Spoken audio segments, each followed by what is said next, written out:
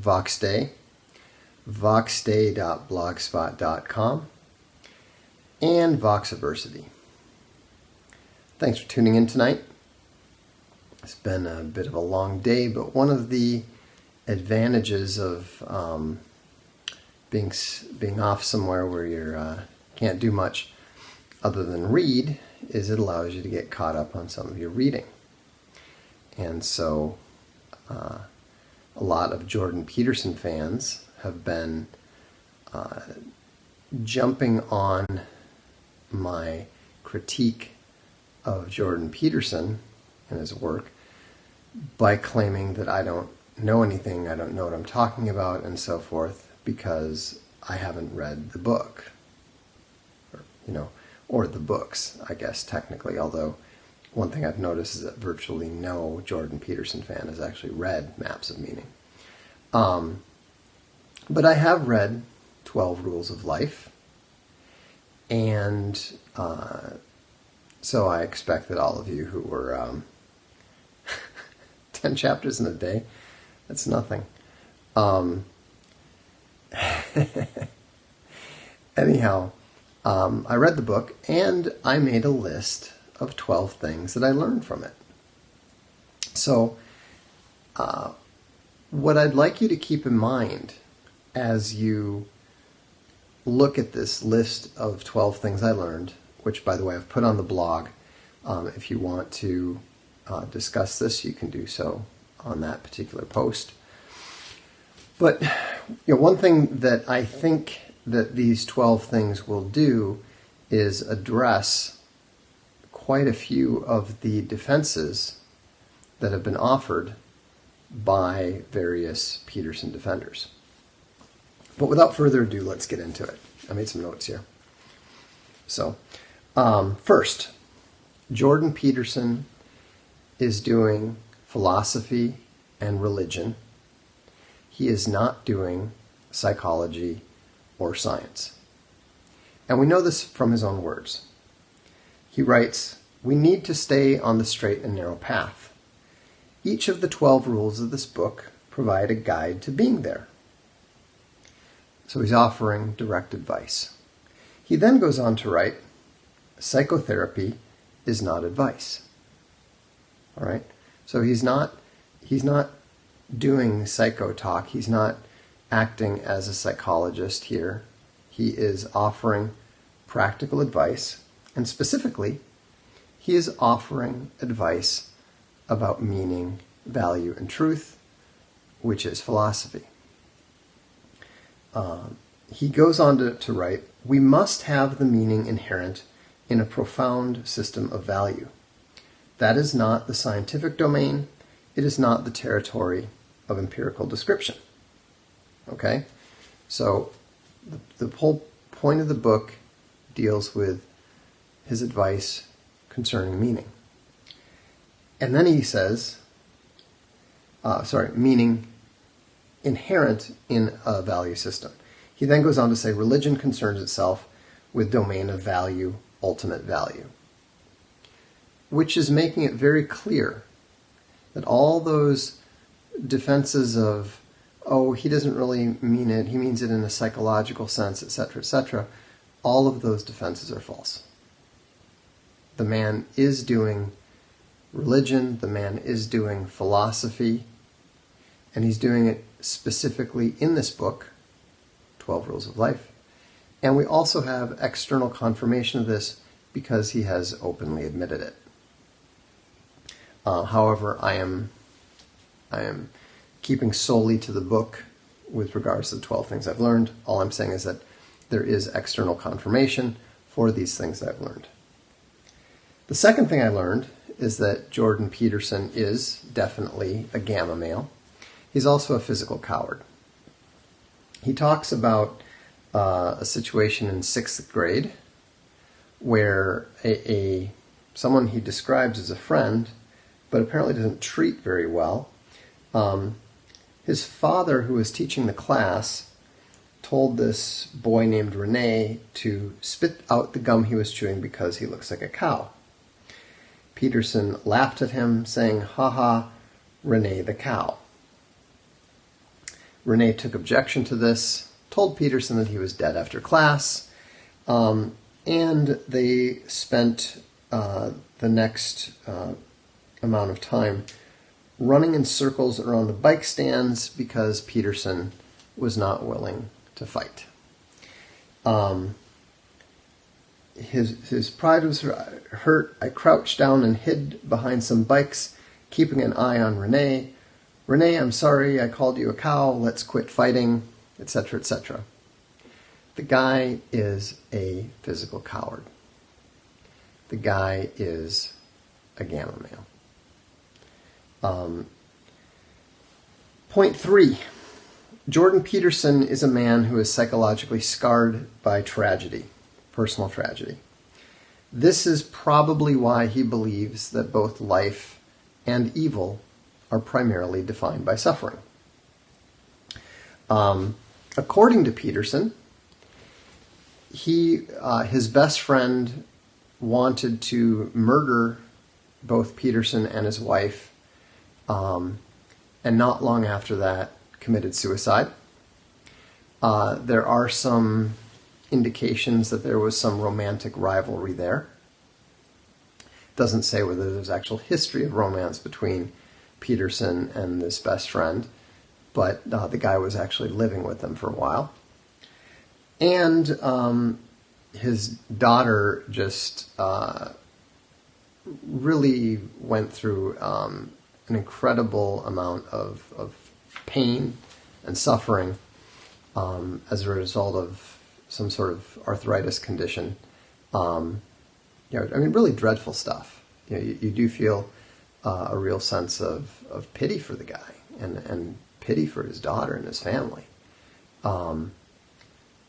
But it's pretty clear that this, growing up as a loser in high school, being a smart kid but trying to make it out of his small town, and then enduring this, constant tragedy in his life has made a very serious mark on the man, and it has naturally significantly affected his perspective and his philosophy. So he actually writes, "Life is suffering. That's clear. There is no more basic, irrefutable truth." Now, that's simply not true. Suffering is part of life, but so is joy, so is love, so is beauty, so are all these other things, many of which are more important than suffering. This guy has built a philosophy and possibly even a pseudo-religion on suffering. And it's simply false. 4. Jordan Peterson is not a man of the right. He comes out right openly and says, "I have some beliefs that might be regarded as left-leaning. I think as well on what might be considered the leftish side, blah, blah, blah."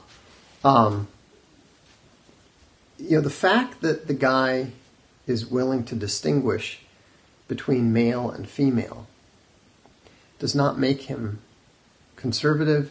It does not make him a man of the right. It merely connects him to the grand scheme of sanity throughout history.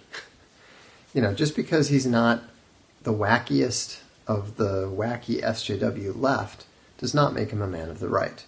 And in fact, if you look at his politics and so forth, and if you look at his constant attacks on the right wing, the far right, the extremist right, etc., etc., it is very, very clear that he is a man of the left.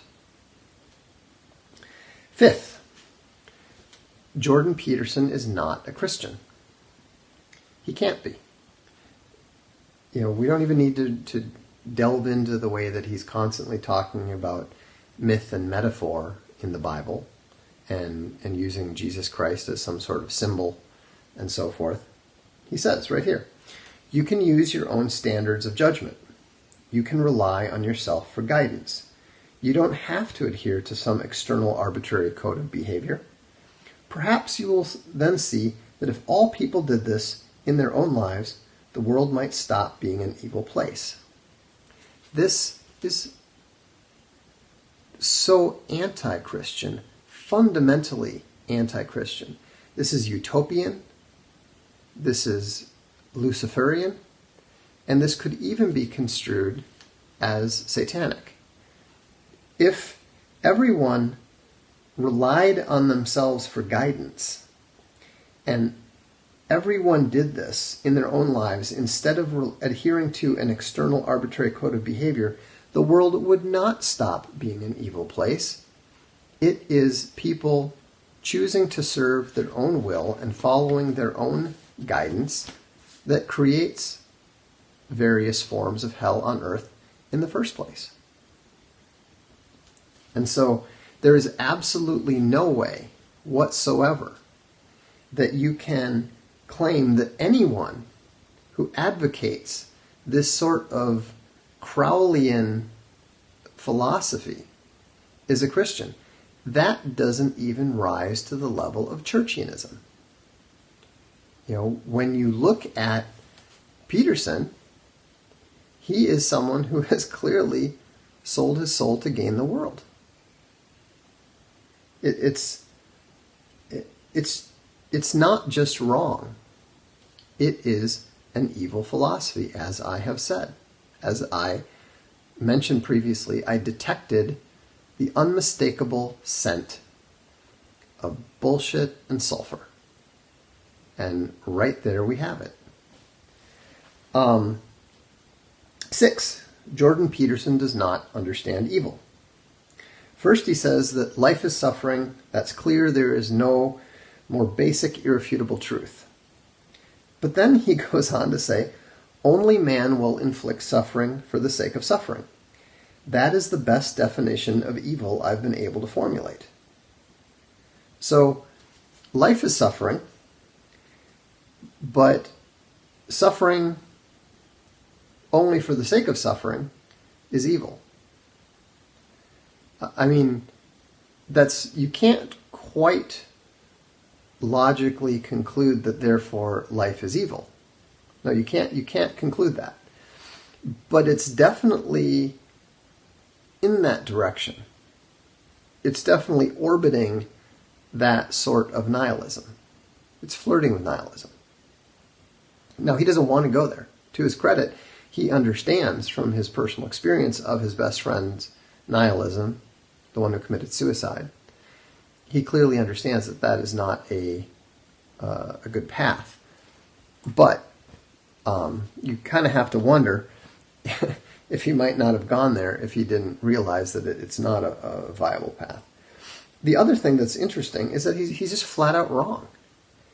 He says only man will inflict suffering for the sake of suffering. That's not true. We know without any question that dolphins do it. We know that orcas do it. We know that chimpanzees do it. And the thing is, Peterson actually knows that chimpanzees do this. He talks about how chimpanzees conduct intertribal warfare. Furthermore, they do it with almost unimaginable brutality. They inflict torture. They do it for fun. There's examples of chimpanzees castrating other male chimpanzees. There's a video that, frankly, is kind of funny of a killer whale slapping a seal around and actually sending the thing flying 80 feet high in the air. They're not doing that out of any instinct. They're doing it for fun. They're playing. Cats, I'm not sure. Cats are considerably less intelligent. You can argue, not entirely unconvincingly, that cats are doing it out of instinct or hunting play or whatever. But you can't do that when you're talking about highly intelligent animals like chimpanzees, dolphins, and killer whales, especially when they have shown that it's the young males who are doing this. So So that was 6. Jordan Peterson does not understand evil. Going on, Jordan Peterson doesn't entirely believe in individual responsibility. For all that he's preaching individual responsibility, he then goes on to say that it's not the fault of people who don't take their medicine. It's not the fault of people who don't take their pills. He actually says, physicians and pharmacists tend to blame such patients for their non-compliance, inaction, and error. He's talking about people who don't take their medication. You can lead a horse to water, they reason.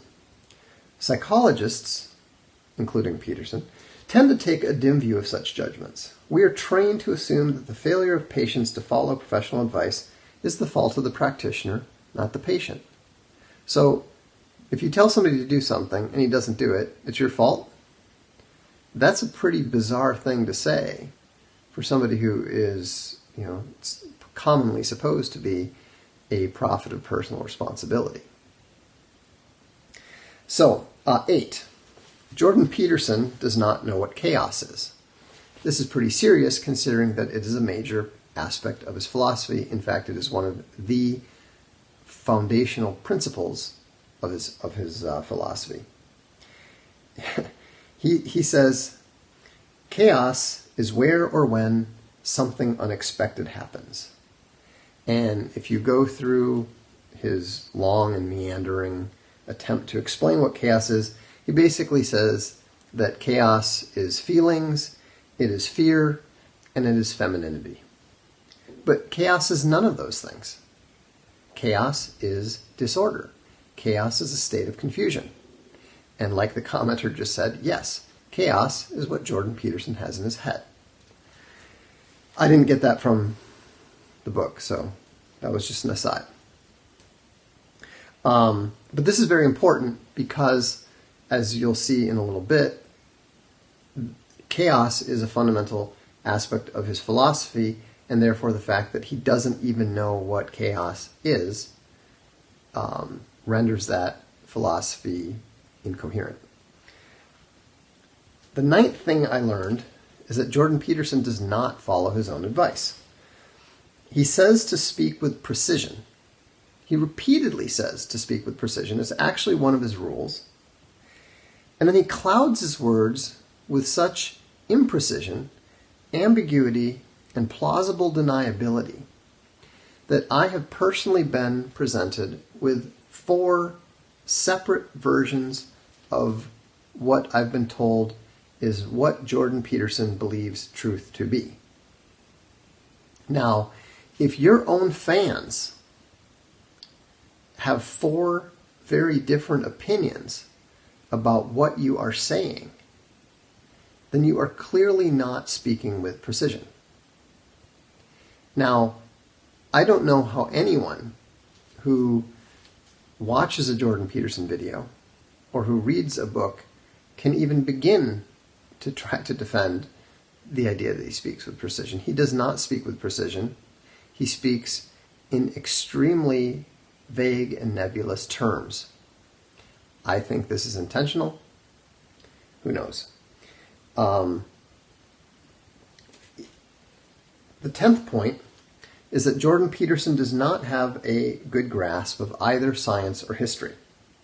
He writes, scientific truths were made explicit a mere 500 years ago with the works of Francis Bacon, René Descartes, and Isaac Newton.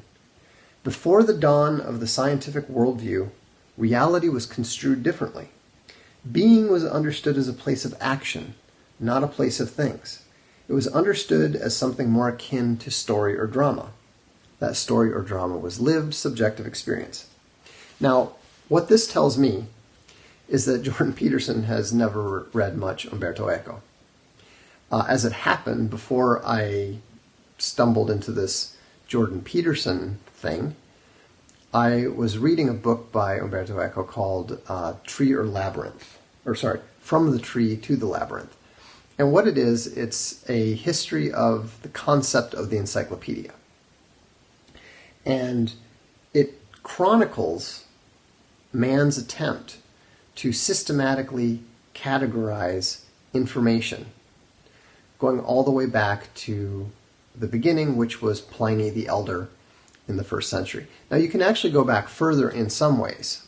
You can go back 2,400 years to Aristotle, but what he was doing was a little different than what Pliny was doing. To put it in perspective, Pliny the Elder wrote 37 books of the Historia Naturalis. It cited 20,000 different facts from 500 different authors. Now, how you say that was construing a place of actions, not things, and drama, rather than subjective experience. I mean, there's no way you can do that. You have to be completely ignorant of Pliny and of a whole stream of people who have been attempting to systematically organize the world as they perceive it. In fact, with regards to Bacon didn't fundamentally change the way that we viewed reality. What Bacon changed, according to Eco, in this regard, is that he changed the ordering system from a tree to a labyrinth, which eventually led to the hypertext system that we now use today for our encyclopedic organizing of knowledge. And so, Peterson simply doesn't know anything about this. He's absolutely wrong. And so, that kind of astonished me when I read that, because it just screamed that he hasn't read much Aristotle. He hasn't read any Thomas Aquinas, or at least I don't think that he's read the Summa Theologica. And his grasp of the Greek and Roman historians, as well as the early church fathers like Tertullian, appears to be almost entirely non-existent. The 11th thing I learned is that Jordan Peterson's perspective is very heavily shaped by Holocaustianity.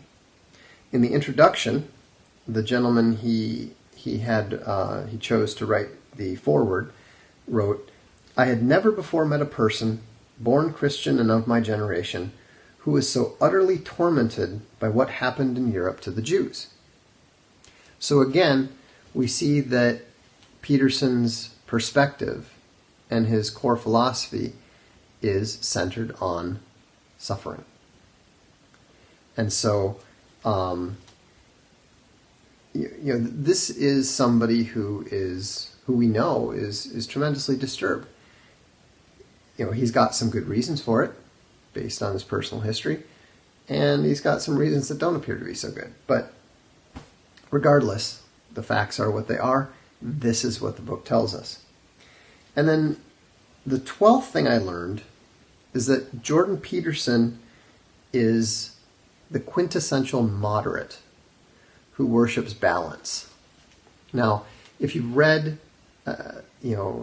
your average fantasy novel, your average, I want to be Tolkien ripoff type thing, you'll notice whether it's David Eddings or,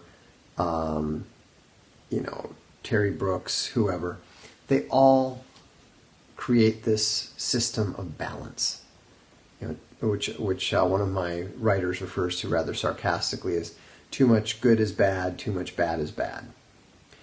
What Peterson writes is, the straight and narrow path is the dividing line between order and chaos. That's where we are simultaneously stable enough, exploring enough, transforming enough, repairing enough, and cooperating enough. It's there we find the meaning that justifies life and its inevitable suffering.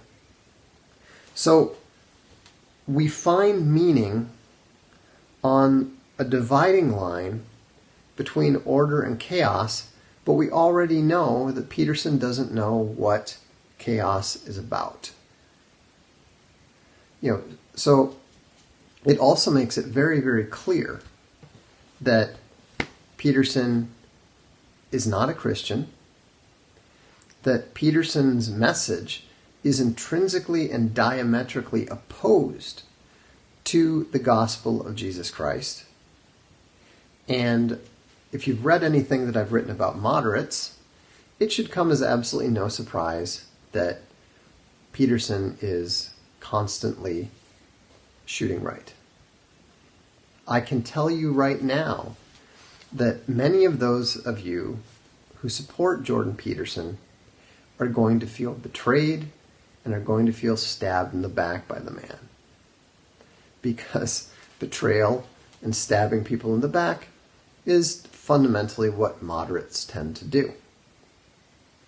Now, I'm not saying that he is necessarily a political moderate. I actually think that he's a pretty conventional leftist, more of a traditional leftist rather than the SJW variety. But psychologically, his mindset is one that is always going to be oriented to not only justify betrayal, but to regard betrayal as an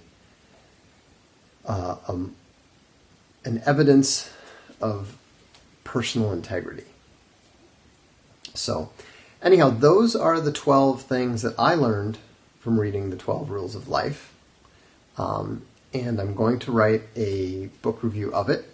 I plan to have it up on my site before I go on the Alex Jones show to discuss both Jordan Peterson and Ben Shapiro, who are two of the men that I consider to be the leading intellectual charlatans of the moment. So, was anything good? There were some positive aspects, but I trust this puts to rest the very foolish notion that I don't know what I'm talking about because I haven't read Jordan Peterson's book. I have read it. I've read the entire thing. I've taken a reasonable amount of notes, and I am perfectly capable of discussing it in detail with any of the defenders who want to try to claim that it is any of the many things, or that Jordan Peterson is any of the many things that have been falsely claimed about it and him. So, like I said, if you've got any comments on this, please feel free to leave them either on the blog or on the video itself once that gets posted by Judeo Christ. And I will look forward to seeing you soon. Have a good weekend.